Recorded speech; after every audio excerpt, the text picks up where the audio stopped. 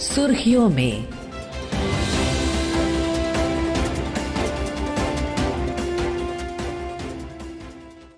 ये आकाशवाणी है। प्रस्तुत है कार्यक्रम सुर्खियों में। इसके अंतर्गत सुनिए भारतीय उत्पादों पर अमेरिका के अतिरिक्त व्यापार शुल्क की घोषणा पर चर्चा। इसमें भाग ले रहे हैं आर्थिक विश्लेषक नरेंद्र तनेजा। कार्यक्रम का संचालन कर रही हैं सोनू सूद। अमेरिका ने भारतीय आयातों पर 25% अतिरिक्त व्यापार शुल्क की कल घोषणा की। पहले ही वो 25% टैरिफ की घोषणा 7 दिन पहले कर चुके हैं। Global trade research institute GTRI ने अमेरिका के इस फैसले की आलोचना की है और भारतीय सरकार ने भी इसे अनफेयर बताया है। इस विषय पर चर्चा के लिए आज हमारे साथ जुड़े हैं इकोनॉमिक एनालिस्ट नरेंद्र तनेजा। आपका बहुत बहुत स्वागत है आकाशवाणी में। धन्यवाद। मिस्टर तनेजा, क्या कहेंगे आप, ये जो सिचुएशन उभर रही है, अब अमेरिका ने रशियन ऑयल के इंपोर्ट्स को लेकर जो भारत ने जारी रखे हैं और उसको लेकर उन्होंने जो पेनल्टी की बात कही थी, अब उसको 25% टैरिफ का रूप दिया है, जो एडिशनल टैरिफ उन्होंने लगाया है। और भारत की तरफ से भी बहुत प्रतिक्रिया आई है ये जताने के लिए, ये बताने के लिए कि ये कितना अनफेयर है। कैसे देखते हैं आप इस स्थिति को? देखिए, भारत जो है एक स्वतंत्र देश है, सॉवरन कंट्री है। हमारे यहाँ फ्री इकोनॉमी है और हमारे यहाँ कोई कंपनी, चाहे वो प्राइवेट सेक्टर हो या पब्लिक सेक्टर की हो, किस देश से क्या व्यापार करती है, क्या वहां से आयात करती है, किन कॉमर्शियल कंडीशन या जो उन शर्तों पर करती है, ये उन कंपनियों की जिम्मेदारी होती है। और सरकार की ब्रॉड एक नीति होती है भारत सरकार की, उसके अंतर्गत वो करती हैं। तो हमारी जितनी भी कंपनियां हैं, चाहे वो सरकारी हो चाहे वो निजी कंपनियां हो, जो रूस से तेल आयात करती हैं, वो भारतीय जो कानून है उसके अंतर्गत करती हैं। और कोई भी कंपनी हमारे देश की जो भारत में है, सरकारी या निजी, वो कोई ऐसा काम नहीं करती जो सरकार की जो नीति है या सरकार के जो कानून है उसके अंतर्गत नहीं होता। रूस से हमारी कंपनियां तेल लाती हैं। उसकी मुख्य वजह यह है कि रूस की जो निर्यातक हैं, जो वहां की कंपनियां हैं, वो अच्छे दामों पे तेल देती हैं, अच्छी क्वालिटी का तेल देती हैं और काफी हद तक वो भारत के जो हमारे बंदरगाह है वहां तक तेल पहुंचा के देती हैं। तो लिहाजा हमारी कंपनियां वहां से तेल खरीदती हैं। भारत ने रूस के ऊपर या रूस से आयात पर किसी तरह के प्रतिबंध हमने नहीं लगाए हैं। रूस हमारा मित्र देश है और किसी तरह के कोई प्रतिबंध नहीं है। अमेरिका और पश्चिम के कुछ देशों को रूस से यूक्रेन को लेकर के शिकायत है, लिहाजा उन्होंने कुछ प्रतिबंध या सैंक्शंस लगा रखी हैं। वो यूनिलैटरल है, वो उनकी तरफ से है, वो कोई यूनाइटेड नेशंस की तरफ से कोई प्रतिबंध नहीं है। उन्होंने लगाई है, वो उसका पालन करें, उनकी कंपनियां उसका पालन करें ना करें, वो उनके बीच का मसला है। अब ट्रम्प साहब ने जो घोषणा करी, पहले 25%, फिर उसको दोबारा 25% बढ़ा दिया, ये कहते हुए कि भारत की कंपनियां या भारत जो है रूस से क्यों तेल का आयात करता है, उसको उन्होंने यूक्रेन में जो युद्ध है उससे उसको लिंक किया, जो बिल्कुल जिसके में ना तो कोई उसका तर्क बनता है ना कोई औचित्य बनता है, क्योंकि वो उनका आपस का मसला है। और खुद अमेरिका की कंपनियां वहां से तरह तरह की चीजों का आयात करती हैं। खुद उन्हीं के मित्र देश जो पश्चिम यूरोप के हैं और नेटो के सदस्य हैं, भारी मात्रा में वहां से गैस का आयात करते हैं, तेल का आयात करते हैं। आप टर्की को देखिए जो नेटो का मेंबर है, वो भी भारी मात्रा में रूस से तेल का आयात करता है। पश्चिम के तमाम देश वहां से गैस का आयात करते हैं। तो और उनका प्रेसिडेंट ट्रम्प का ये सब छोड़ करके, नजरअंदाज करते हुए भारत पर निशाना साधना और ये कहना कि भारत करता है, लिहाजा जो है हम भारत के प्रति जो है वो सेकेंडरी सैंक्शंस लगा रहे हैं, 50% उसको उन्होंने कर दिया है। तो इसका ये तो गैर कानूनी है अंतर्राष्ट्रीय कानून के हिसाब से और इसका कोई औचित्य भी नहीं बनता।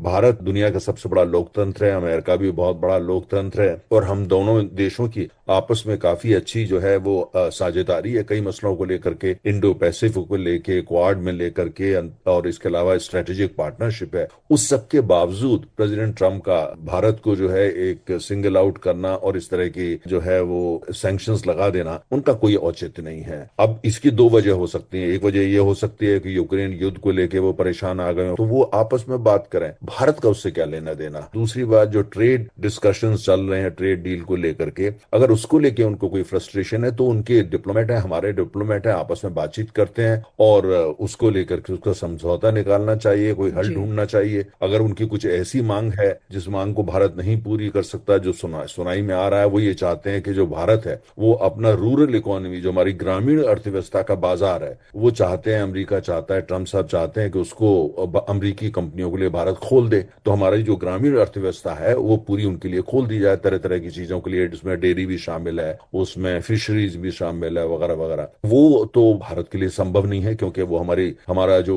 रूरल इकोनॉमी बिल्कुल अलग है। और भारत में जो रूरल इकोनॉमी, ग्रामीण अर्थव्यवस्था है, वो खाली अर्थव्यवस्था नहीं है, या वो खाली किसानी नहीं है, वो संस्कृति है, वो सोच है, वो संगीत है, वो गीत है, वो रहना सहना है, उनकी रहने की शैली है। तो बहुत फर्क है। जबकि अमेरिका में जो लोग इन उत्पादों का, जो कृषि के उत्पादों का काम करते हैं, वो उद्योग है, वहां पे बड़े बड़े उद्योग हैं, हजार हजार एकड़ के उनके फार्म होते हैं, मशीनें होती है, वहां तमाम किसानों के पास हवाई जहाज होते हैं। तो उसकी दो तुलना नहीं की जा सकती। जी तो बिल्कुल। लिहाजा ये भी भारत ने बिल्कुल स्पष्ट किया है।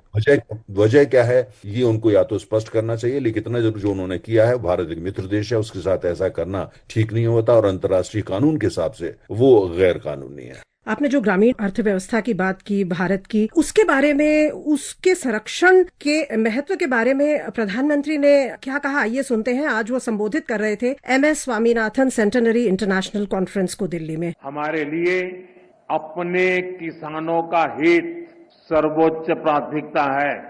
भारत अपने किसानों के, पशुपालकों के और मछुआरे भाई बहनों के हितों के साथ कभी भी समझौता नहीं करेगा।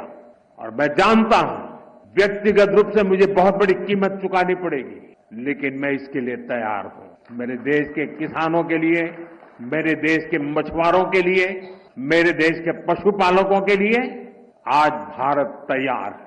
प्रधानमंत्री ने भी ये दोहराया है कि जैसा आप कह रहे थे कि जो हमारे डेयरी फार्मर्स हैं, या जो किसान हैं, या हमारे जो ग्रामीण अर्थव्यवस्था है, उसको बचाना, उसका संरक्षण हमारे लिए बहुत जरूरी है। और वो एक तरह से जैसे रेड लाइन हम कहते हैं, वो नेगोशिएटर्स ने खींची हुई है, जो इंडिया US ट्रेड डील की बातचीत चल रही है उसमें। और 27 अगस्त का दिवस दिया है अमेरिका ने, जब ये अतिरिक्त 25% टैरिफ लागू होगा। उससे पहले 25 अगस्त को वहां से एक प्रतिनिधि मंडल आ रहा है यहाँ पे बात करने के लिए। तो आपको लगता है कि ये जो 3 वीक्स की विंडो है, 3 सप्ताह की विंडो, इसकी भी बहुत अहमियत है, और शायद हम कुछ समीकरण बदलते हुए देख सकते हैं?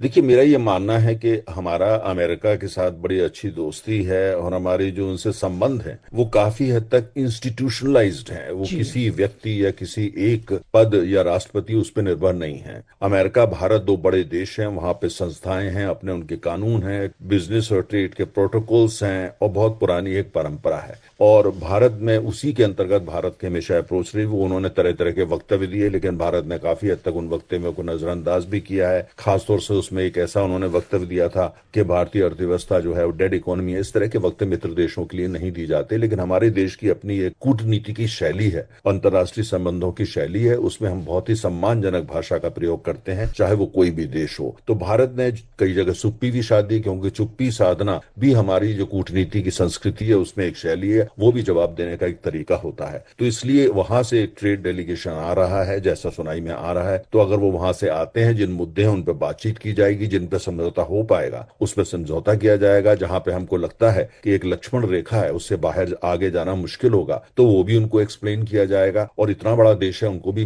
काफी पता होना चाहिए कि भारत की जो हमारी ग्रामीण अर्थव्यवस्था है वो काफी अलग है अमेरिकी ग्रामीण अर्थव्यवस्था से। तो इस सबको बातचीत की जाएगी। प्रधानमंत्री ने भी बिल्कुल स्पष्ट करा, जैसा आपने उसकी चर्चा करी, कि जहां तक ग्रामीण अर्थव्यवस्था की बात है, किसानों के हित की बात है, या जो हमारे यहाँ पशुपालन करते हैं या मछली पालन करते हैं, उन सबके हितों की रक्षा वो सरकार के लिए बहुत बड़ी प्राथमिकता है। और कोई भी व्यक्ति जो भारत के बारे में थोड़ा भी जानता है, उसको ये पता होना चाहिए कि भाई भारत की जो ग्रामीण अर्थव्यवस्था है वो बिल्कुल अलग है। वो पश्चिम के देशों की तरह नहीं है, अमेरिका की अर्थव्यवस्था की तरह नहीं है। और उनकी हर तरह से सुरक्षा करना और ये देखभाल करना और ये देखना कि वहां किसी भी तरह का उनका जो जीवन है उसमें कोई नई परेशानी ना पैदा हो जाए, ये किसी भी सरकार की जिम्मेदारी होती है। और इसके बारे में प्रधानमंत्री ने बिल्कुल स्पष्ट करा है। और लगता है कि अगर ये बात जो है वहां पहुंचती है वॉशिंगटन वाशिंगटन डीसी वहां के राष्ट्रपति के पास, तो जो ट्रेड डेलीगेशन आएगा वो इस ब्रीफ को लेकर के आएगा। भारत की अभी भी कोशिश है, अमेरिका एक मित्र देश है और बहुत अच्छा मित्र देश है, वहां पे लाखों भारतीय रहते हैं और उनकी अर्थव्यवस्था में भारतीय हमारे जो वहां रहते हैं बहुत बड़ा योगदान है। और कुल मिलाकर के हम चाहते हैं कि भारत और अमेरिका आगे बढ़े एशिया को लेकर के, एशिया की पूरी संपन्नता को लेकर के।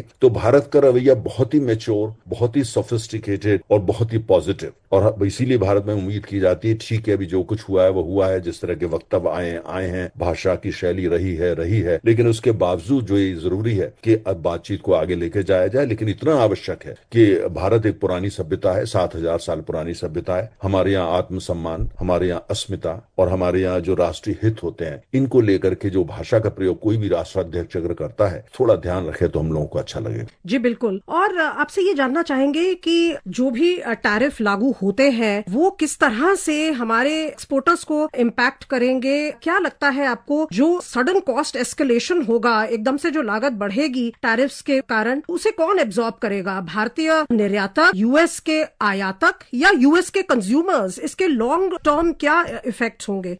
इसके देखिए दो पहलू हैं। एक पहलू तो ये है कि उन्होंने उनका जो असली मुद्दा है वो तेल का है। उनका कहना है रूस से तेल ना मंगाएं, और जबकि जो रूस जो है पूरे विश्व की जो अर्थव्यवस्था है उसमें जो ऑयल सप्लाई सिस्टम है उसके अंदर भारी मात्रा में तेल का निर्यात करता है जो पूरी दुनिया में जाता है। लगभग 45 लाख बैरल प्रतिदिन तो कच्चा तेल रूसी अंतर्राष्ट्रीय बाजार में आता है, और साथ में 25 लाख बैरल प्रतिदिन जो प्रोडक्ट्स होते हैं जिसमें पेट्रोल डीजल वगैरह जो है वो बाजार में आते हैं। तो दोनों मिलाकर के बहुत बड़ी हिस्सेदारी है। जो ट्रम्प साहब चाहते हैं, वहां के राष्ट्रपति अमेरिका के, कि रूसी तेल इस बाजार में आना बंद हो जाए। अगर ऐसा होता है तो अमेरिका जो दुनिया का सबसे बड़ा तेल का उत्पादक भी है और दुनिया का सबसे बड़ा तेल का उपभोक्ता भी है, तो ऐसा अगर होता है, रूसी तेल गायब होता है, तो तेल की कीमतें बहुत बढ़ जाएंगी। और ऐसे हालत के अंदर जो सबसे ज्यादा चोट लगेगी और परेशानी होगी अमरीकी उपभोक्ता को होगी, अमरीकी अर्थव्यवस्था को होगी। अमरीकी अर्थव्यवस्था में जो महंगाई बढ़ेगी, क्योंकि वही दुनिया के सबसे बड़े तेल के